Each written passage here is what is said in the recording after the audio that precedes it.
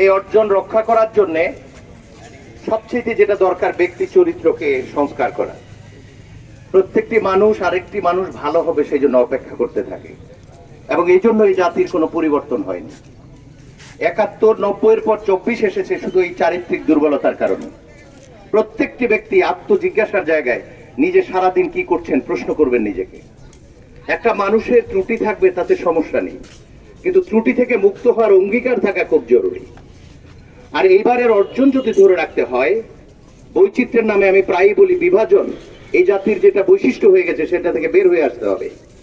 জাহাঙ্গীরনগর বিশ্ববিদ্যালয় বারবারের মতো এই জায়গায় নেতৃত্ব দিবে আমি বিশ্বাস করি।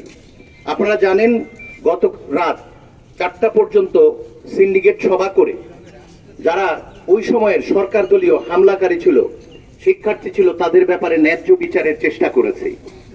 কোনো ধরনের দুর্বলতা এবং কোনো ধরনের ছাড় দেওয়ার মানসিকতা নিয়ে বিশ্ববিদ্যালয় পরিচালনা করা যায় না। বিশ্ববিদ্যালয়ের শিক্ষকদের বিচার চলমান আছে।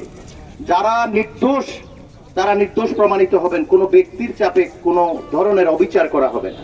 আবার একই সঙ্গে যারা রক্ত ঝরিয়েছেন এবং নির্দেশ দেওয়ার গর্হিত কাজ করেছেন, মনে রাখবেন এই প্রশাসন বেঁচে থাকলে সেই বিচারের স্বাদ গ্রহণ করতে হবে।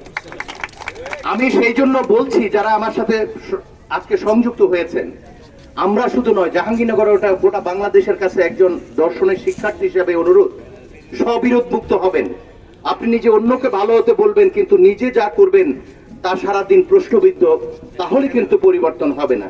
এই 2000 ছাত্র জনতার রক্তের অঙ্গীকার জাহাঙ্গীরনগর বিশ্ববিদ্যালয় রাখবে, এবং এই জাতির যে বিভাজন সেটা দূর করার ক্ষেত্রে নেতৃস্থানীয় ভূমিকা পালন করবে আন্দোলনের মতো, সে আশাবাদ ব্যক্ত করে আজকের এই আনন্দ র্যালির উদ্বোধন ঘোষণা করছি।